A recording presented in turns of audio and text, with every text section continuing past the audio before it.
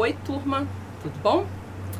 Hoje nós vamos falar sobre o fim da Guerra Fria, tá? Vamos falar sobre a crise da Guerra Fria, como acabou a Guerra Fria. Se você não lembra, Guerra Fria, nós temos uma videoaula, volta lá, dá uma olhadinha pra gente entender o contexto do que estava acontecendo com a Guerra Fria, para vocês entenderem agora todo o processo que vai levar ao fim desse conflito, tá bom? É preciso falar que no contexto dessa crise tem uma ligação muito forte com os conflitos militares internos, tá?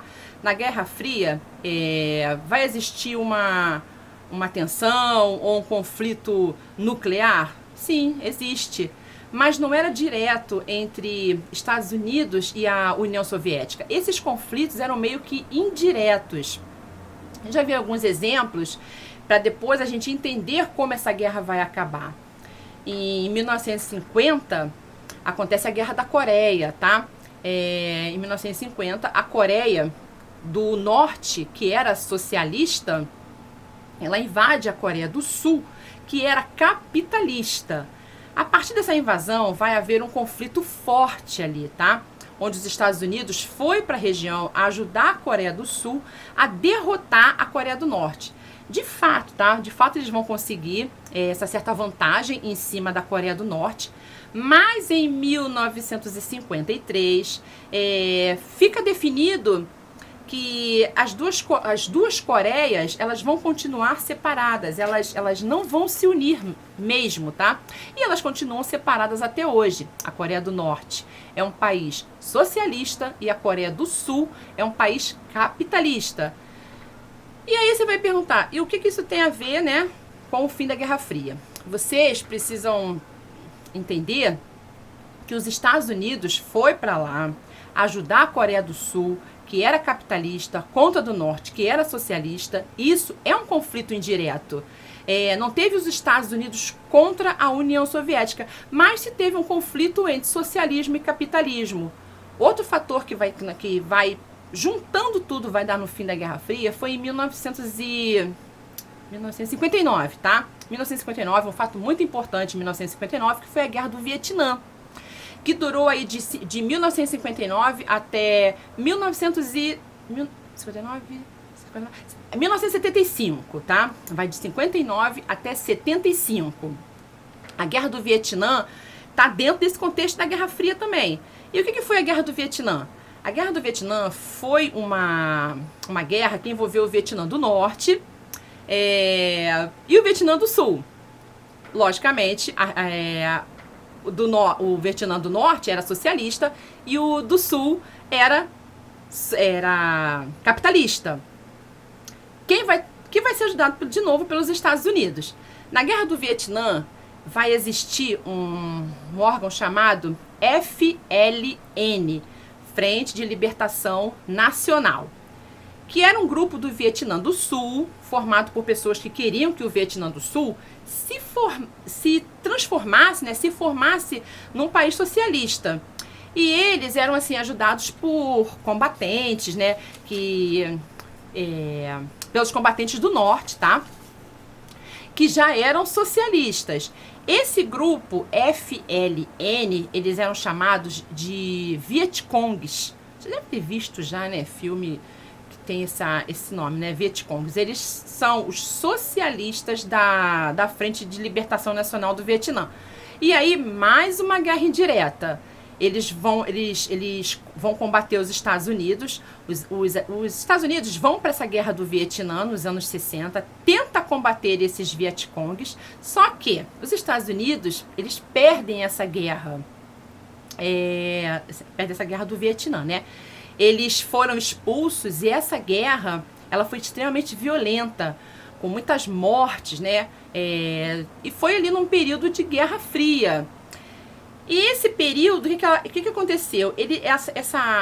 Toda essa guerra, ela gerou um movimento de contestação contra essa guerra no próprio Estados Unidos, tá? Os Estados Unidos não vai querer, o povo, né? A população dos Estados Unidos não vai querer isso, né? E aí,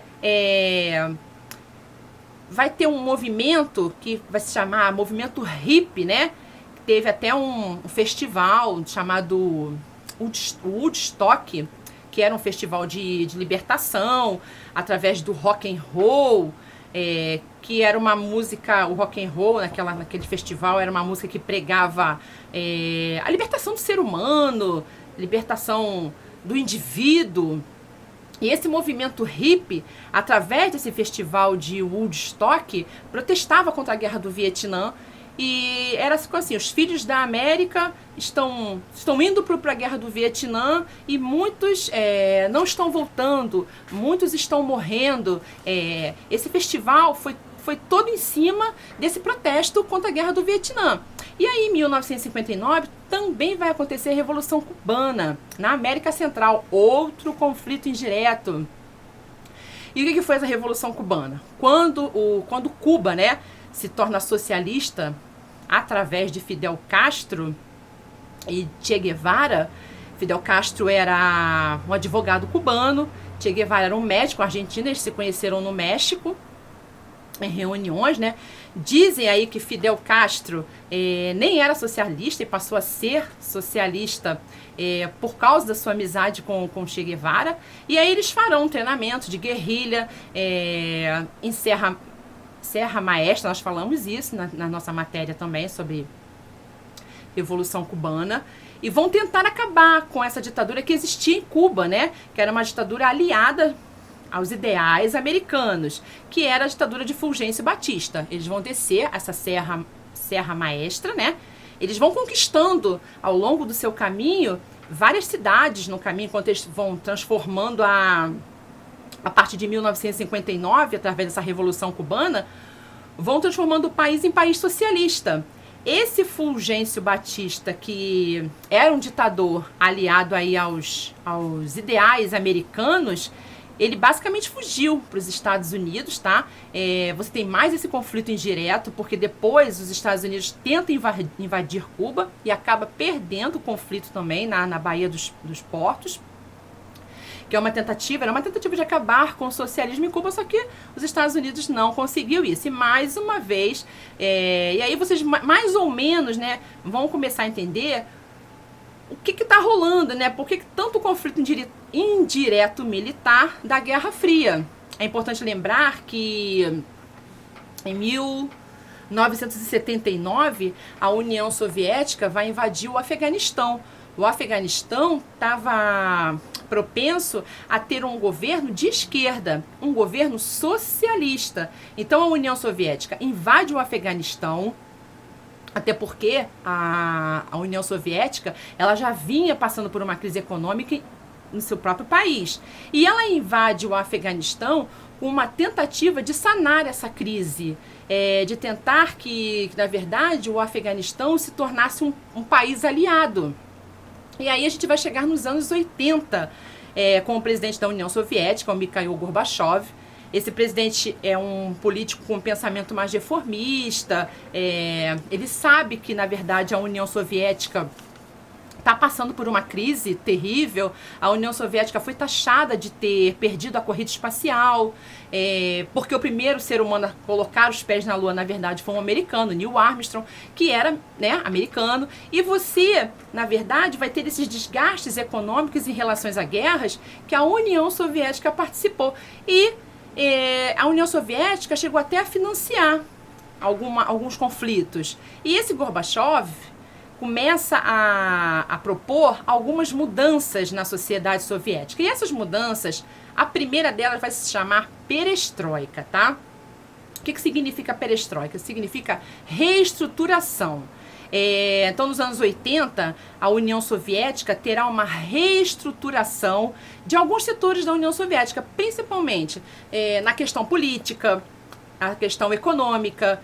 E o que seria essa reestruturação? Ficou definido que na União Soviética eles passariam a adotar um sistema de multipartidarismo. Ou seja, a União Soviética era unipartidarista. Existia somente um único partido, o Partido Comunista. Só que agora eles estão adotando o multipartidarismo. Na verdade, eles estão permitindo que outros partidos com ideologias, formas de pensar,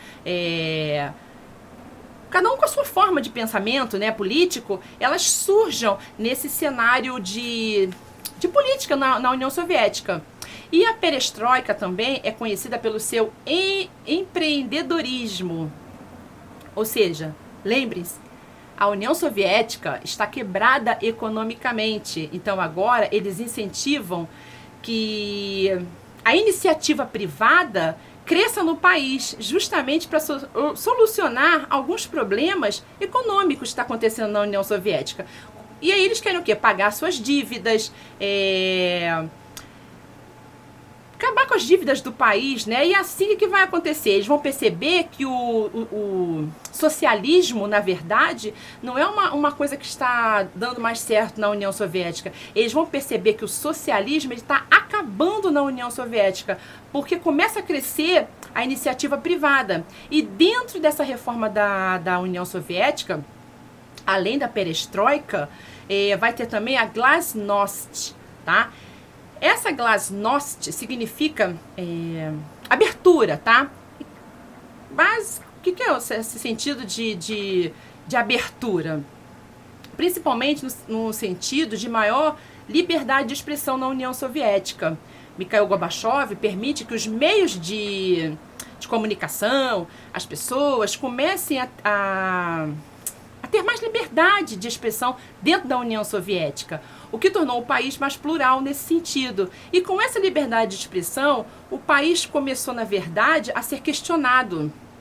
Muitos países, que vocês lembram, né? A União Soviética não é um país só, ele é formado por vários. E aí muitos países vão começar a criticar essas reformas da União Soviética. Alguns países que faziam a composição da União Soviética já pensavam até em romper, porque não aceitava essa reestruturação, essa transparência de Mikhail Gorbachev, não, essa abertura de capital de outros países, não aceitava esse tipo de coisa. E aí que o Partido Liberal da União Soviética começa a crescer com tudo isso, mesmo com todos esses percalços, vai continuar crescendo na figura de um homem chamado Boris Yeltsin. E ele dizia que a União Soviética deveria abrir sim, mas que estava abrindo muito pouco ainda. A União Soviética precisa crescer em todos os aspectos. Esse Boris Yeltsin é de oposição ao Gorbachev.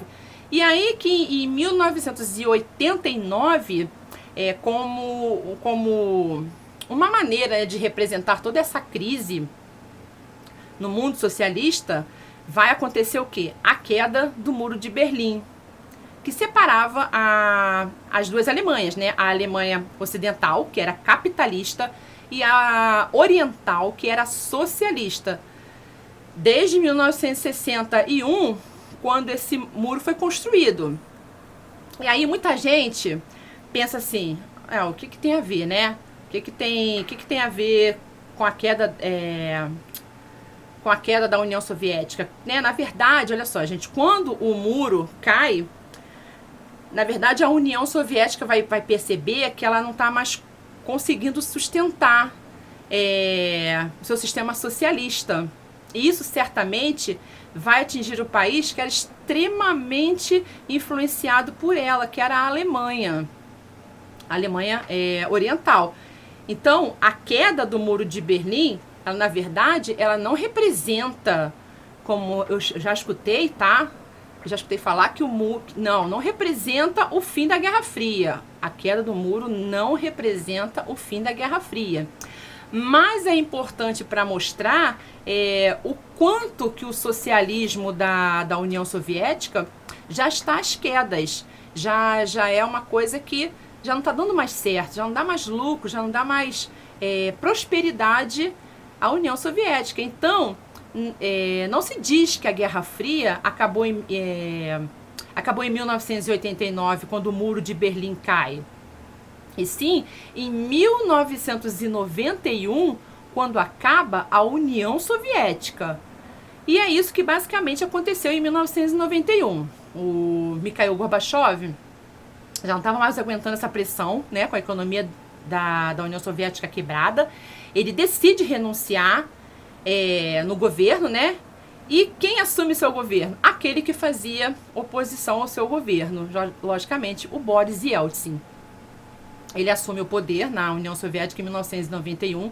Está decretada o fim da Guerra Fria, justamente com o fim da União Soviética. E os outros países, né, que mantinham relações com a União Soviética, elas começam a se desmantelar, tá? Um dos principais deles é eu sempre esqueço. A Ucrânia. A Ucrânia, que quando a Ucrânia sai desse bloco socialista, se tem um enfraquecimento muito grande da União Soviética. Alguns livros, tá, às vezes cometem o deslize de atrelar o final da Guerra Fria ao fim da União Soviética. Como que se isso representasse o fim, um fracasso do socialismo. Isso não é verdade, tá? O socialismo, na verdade, não é isso que acontece. Por quê?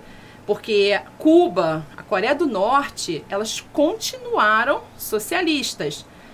Se tem uma crise do socialismo, e crise não significa fim, não significa que tenha acabado. O fim da União Soviética, na verdade, representa uma crise no socialismo mundial, com o fim da Guerra Fria, mas não representa o fracasso. Eu espero que vocês tenham entendido e fiquem com Deus.